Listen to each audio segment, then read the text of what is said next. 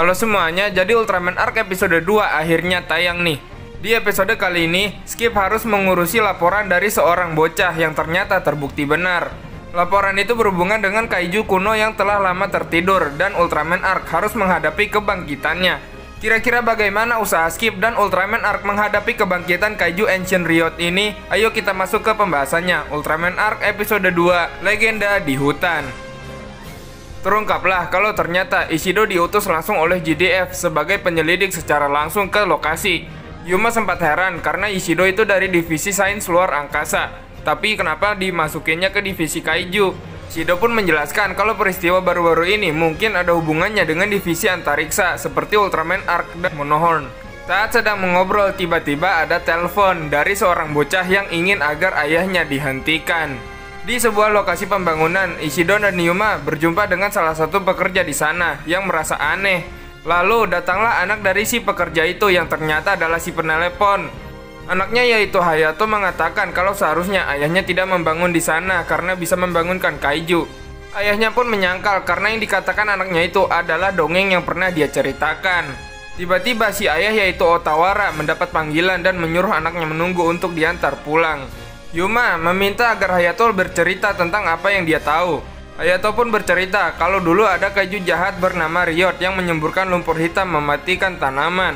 Orang-orang dulu pun berusaha untuk menguburnya. Setelah itu mereka menanam pohon dengan maksud Riot tidak akan bangkit. Pembangunan yang dilakukan Otawara dikhawatirkan akan membuat Riot bangkit. Yuma pun meminjam gambar yang ditunjukkan oleh Hayato. Tiba-tiba para pekerja pun heboh yang langsung didatangi Yuma, Ishido, dan juga Hayato. Ternyata mereka menemukan sebuah reruntuhan kuno.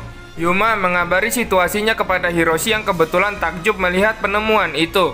Yuma dan Ishido beserta pekerja konstruksi tidak boleh berada di lokasi penemuan situs. Ishido mengungkapkan betapa sulitnya situasi mereka sekarang. Ishido pun bingung kenapa harus merespon laporan dari seorang bocah sampai sejauh ini. Yuma pun menjawab kalau pertama mereka harus percaya dulu. Tiba-tiba Ishido pun pergi dan akan bertemu lagi dengan Yuma di kantor. Entah kenapa situasinya jadi canggung dah. Yuma yang berusaha mencari tahu pun datang ke sebuah toko barang antik. Sang pemilik membuka buku yang berisi sebuah kisah tentang legenda Riot yang ternyata memang ada. 1200 tahun lalu, makhluk yang hidup di rawa itu mengamuk dan akhirnya menyemburkan lumpur yang menyebabkan tanaman mati, tanah tandus, dan menyebabkan kelaparan. Warga memberikan persembahan tapi tetap saja dia mengamuk. Sampai akhirnya dia diberi makan pelet dari 88 tumbuhan, membuatnya lemah dan jatuh ke dalam tanah dan dikubur. Setelah dikubur, ditanamlah pepohonan di atasnya dan tidak ada yang boleh tinggal di sana. Lalu Yuma pun menanyakan tentang altar persembahan.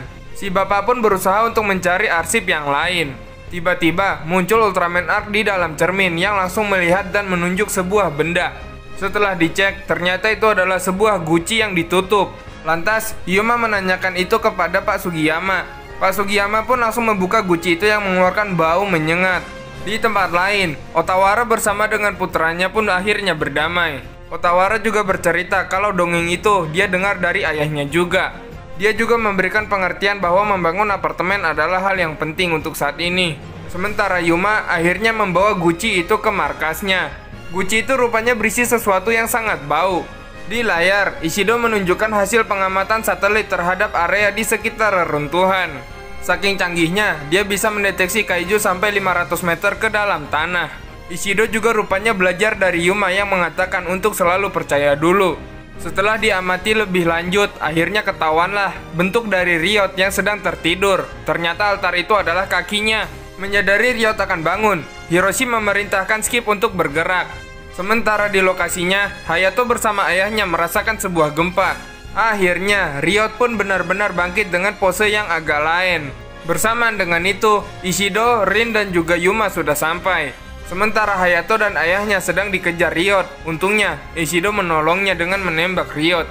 Riot menyemburkan lumpur yang untungnya tidak mengenai Ishido dan mengenai eskavator yang langsung terbakar. Riot tiba-tiba mulai menghisap area di sekitarnya. Pepohonan termasuk Hayato pun ikut terhisap. Beruntung ayahnya menahan. Melihat hal itu, Yuma bergegas menolong dan meminta Rin untuk menjalankan rencana yang sudah diatur. Hayato pun terlepas dari genggaman ayahnya, sedangkan Yuma berubah menjadi Ultraman Arc. Arc berhasil menyelamatkan Hayato dan membuat Riot kesumbat pohon. Hayato pun langsung ditolong oleh ayahnya, sedangkan Ultraman Arc dan Riot mulai bertarung.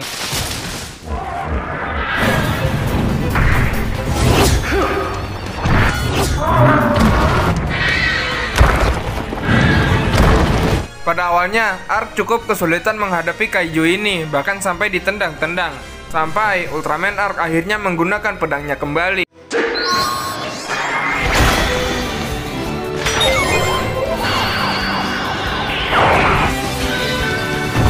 Tapi Riot kembali berhasil membalikan keadaan. Sampai Yu datang membawa guci yang tadi Yuma bawa, yang ternyata isinya adalah pelet yang melemahkan Riot. Riot pun menghisap Yu bersama dengan pelet itu.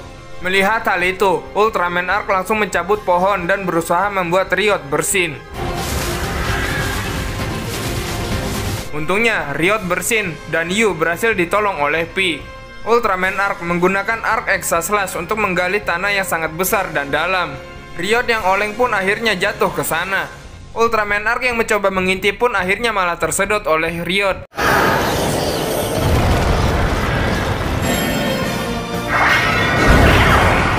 Akhirnya, dengan kosennya, Ultraman Arc berhasil mengalahkan Riot dan kembali meninggalkan kurva yang indah. Singkat waktu, Yuma akhirnya datang ke kantornya. Dia memberitahu situasi Hayato yang baik-baik saja, sedangkan ayahnya kini akan membuat aturan baru tentang bencana kaiju. Yuma juga menunjukkan kartu terima kasih dari Hayato pada rekan-rekannya.